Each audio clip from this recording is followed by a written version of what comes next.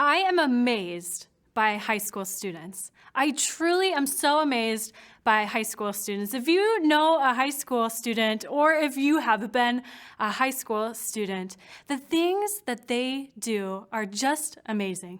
Not only do they get up and go to school, learn all day, but so many of them are also involved in extracurriculars. Right? They're doing speech, they're doing soccer, they practice for band, they do all of these things, and yet somehow they still do more. Some of them are involved in those extracurriculars in the community too, right? They do community theater, or they go to piano lessons. Some of them even serve their communities. Some of them even show up in church, in worship. High schoolers are so amazing. They do all of this and plan for their future. They plan for their future careers by taking exams and thinking and mapping where they want to go next. High schoolers are so amazing that they do all of this and they have relationships with their peers. Maybe they even go on dates. They do all of this and somehow they still have time for mom and dad or their family at home. They do so many things. High schoolers are amazing. When I think back to myself in high school, I think back to just an average Joe day. And my day would start with morning swim practice before school. I would go to morning practice. Then I would go all day, do all of my classes. I was in band and choir. Maybe I even took my driver's exam. I was passing physics tests. Then I would go back to swim practice. I'd go to piano lessons. I'd eat dinner with my parents. I would sit down and do my homework or practice my piano or my instruments. And somehow, every day, I would have 2 hours of phone time with my very, very best friends. When I think back to what I could do in high school, man, I'm bewildered. How did I do all of that? How did I do all of that?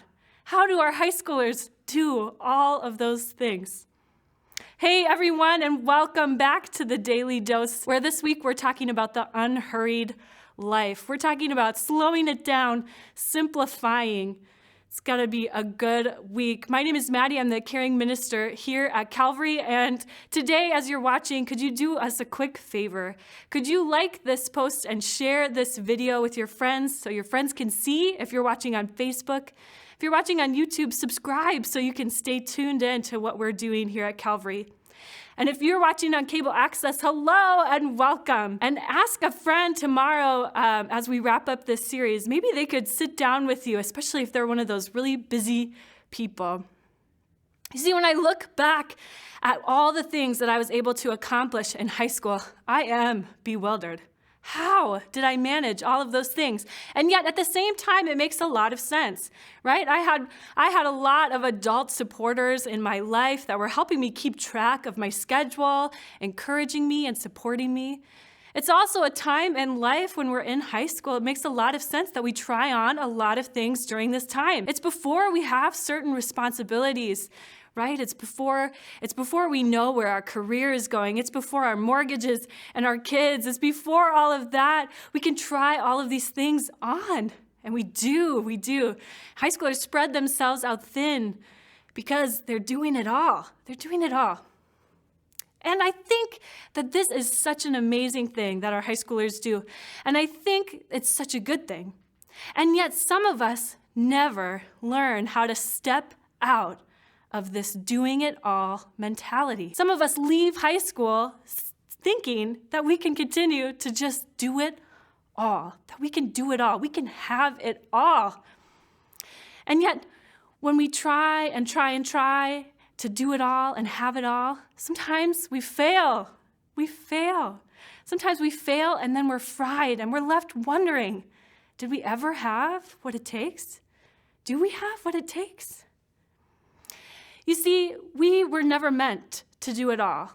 We were never people that were meant to do it all. In fact, the early church can tell us a lot about what God had in store for us. You see, in Acts chapter 2, verses 42 through 47, this is what it says. It says, they, the early church, they devoted themselves to the apostles' teachings and to fellowship, to the breaking of bread and to prayer. Everyone was filled with awe at the many wonders and signs performed by the apostles. All the believers were together and had everything in common. They sold property and possessions to give to anyone who had need. Every day they continued to meet together. They broke bread in their homes and ate together with glad and sincere hearts, praising God and enjoying the favor of all people. And the Lord added to their number daily those who were being saved. You see, the early church, they simplified what they were about. They said, what we are is people who follow God. And for us, that means a couple of things. That means that we love God and we love our neighbors. For us, what that looks like is worshiping together as a community and then also serving our community by feeding the hungry and giving people the things that they need. The early church simplified, and by simplifying, they were able to serve their church and God. And what's so beautiful about this is that through doing that, through simplifying what they were going to be about, the church grew. The church grew. Here at Calvary, we have leaned into this a lot over the past few years. If you've worshiped with us before, you might have heard our mission statement, which is to lead all people to a lifelong faith in Jesus Christ. And we do this in 3 ways. We worship together, we connect with each other, and we serve our neighbors and communities. Worship, connect, serve. We've simplified what we are about, what it means to be people of God. And by doing this, we've been able to notice what God is up to, and our church has grown in how we've been able to serve our neighbors. It's such a beautiful thing. Well, the irony about this is that I'm telling you to simplify all of the stuff that you've got going on, and yet, as I'm telling you this, there's a pandemic happening in the world. There's a pandemic happening, and so many of us are being asked to do roles simultaneously that we've never been asked to do before. I know that some of you are full-time working parents who are working full-time and also now teaching full-time. And I know some teachers who right now they're being asked to teach folks in person and simultaneously teach them online as well. Then there's the rest of us who are just trying to manage life as it was and life with all the new regulations and the new ways that we need to be careful and caring to our neighbors. This is what I know is that life does not feel simple right now. It feels a little complex. But what I do know also is that when we look to the early church, when we look to how they simplified what they were about and how they were able to notice what God was up to within their communities, we might be able to do that too. We might be able to simplify our lives too. And maybe you're like Calvary, where you're going to think about 3 words that kind of describe your world and make sure that everything that you do fits into those things. Maybe it's God and family and fun. Or maybe you need a little mantra to help you simplify what you're going to be about. Maybe it is slow down. Or maybe it's simplify. Or maybe it's make an impact. Whatever it is, as you reflect on who you are as a person of faith, I hope this for you. I hope that as you do this and as you simplify, I hope that it is freeing. I hope it's freeing and permission-giving. I hope it allows you to say no to the things that don't fit. And I hope, more than anything, I hope that it frees you to notice what God is up to in your lives, in the community's lives, in new ways.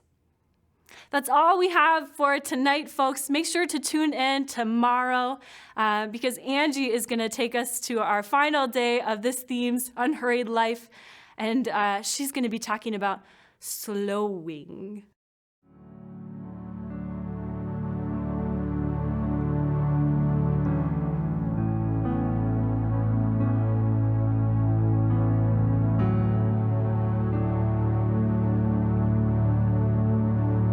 Come out of sadness from wherever you've been. Come broken-hearted, let rescue begin. Come find your mercy, O sinner, be still. Earth has no sorrow that heaven can't heal. Earth has no sorrow that heaven can't heal. So lay down your burdens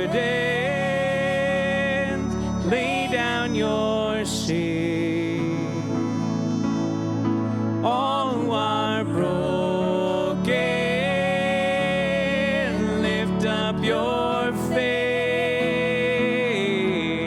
Oh, wanderer, come home. You're not too far. So lay down your hurt, lay down your heart, come as you are.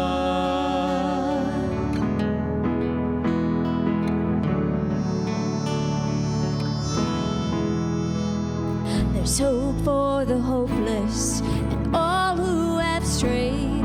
Come sit at the table, come taste the grace that rests for the weary, rest that endures.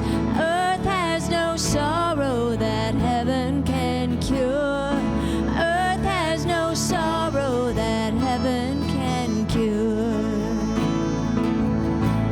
So lay down your burden,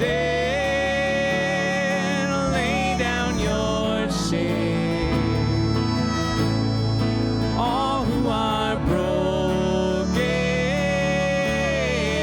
lift up your face. Oh, wanderer, come home. You're not too far. So lay down your hurt, lay down your heart, come as you are, come as you are.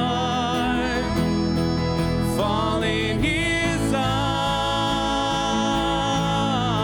come as you are. There's joy in the morning, O sinner, be still. Earth has no sorrow that heaven can't heal. Earth has no sorrow that heaven can't heal. So lay down your burdens, lay down your shame. All who are broken, lift up your face. Oh, wanderer, come home. You're not too far. So lay down your hurt, lay down your heart.